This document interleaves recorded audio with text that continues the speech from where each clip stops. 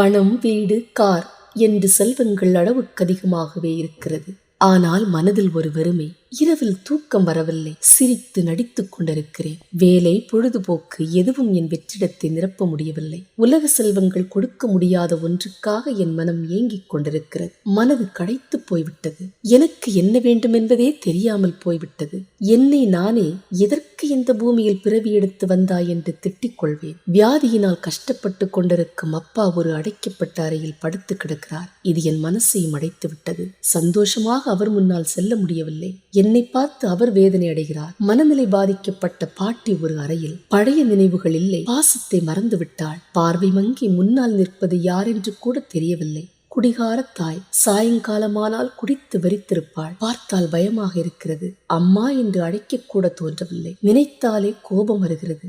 பார்த்தாலே எரிச்சல் வருகிறது. வீட்டை பொறுப்பாக கொண்டு போக வேண்டிய வாழ்க்கை துணை பொறுப்புணர்ச்சி இல்லாமல் சுற்றி கொண்டிருக்கிறாள். எல்லா பொறுப்பையும் நான் ஒருத்தனே சுமக்க வேண்டிய கட்டாயத்திற்கு தள்ளப்பட்டிருக்கிறேன். அப்பாவின் கஷ்டம் புரியாமல், சொல் பேச்சு கேட்காமல் என் அமைதியை பலவீனமாக எடுத்துக்கொண்டு ஒரு எதிரியை பார்ப்பதை போல் பார்க்கிறார்கள் பிள்ளைகள். தங்கு தடமாக நிற்கும் உனக்கு எப்படி இந்த சூழலில் நிம்மதியாக இருக்க முடியும்?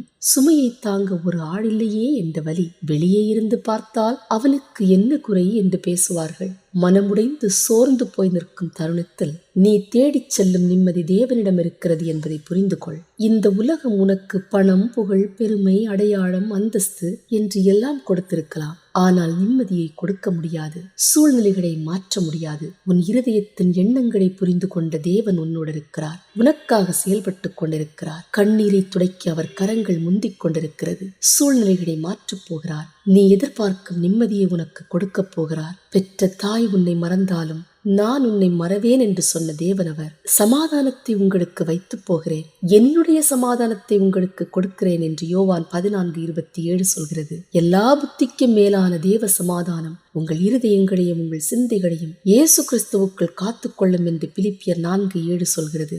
ஜீவத் தண்ணீர் ஊற்றாகிய என்னை விட்டுவிட்டீர்கள் என்று எரேமியா 2:13 சொல்கிறது.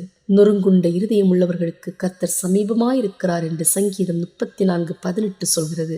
வருத்தப்பட்டு பாரம் சுமக்கிறவர்களே, நீங்கள் எல்லோரும் என்னிடத்தில் வாருங்கள் என்று மத்தேயு 11:28 சொல்கிறது. தேவன் உன்னுடன் இருக்கிறார் என்பதை உணர்ந்து கொள். நீ தனியாக இல்லை. அவர் உன்னை விட்டு விலகுவதும் இல்லை, உன்னை கைவிடுவதும் இல்லை. அவர் திராட்சை செடி, நீ அதன் கிளைகள். உன்னை அவர் உள்ளங்கையில் வரைந்து வைத்திருக்கிறார். உன் கவலை, கண்ணீர் எல்லாம் தீரும் நேரம் அருகில் இருக்கிறது. கண்ணீரை துடைத்துக்கொள். உன் சூழ்நிலை மாறப்போகிறது. ஆமென்.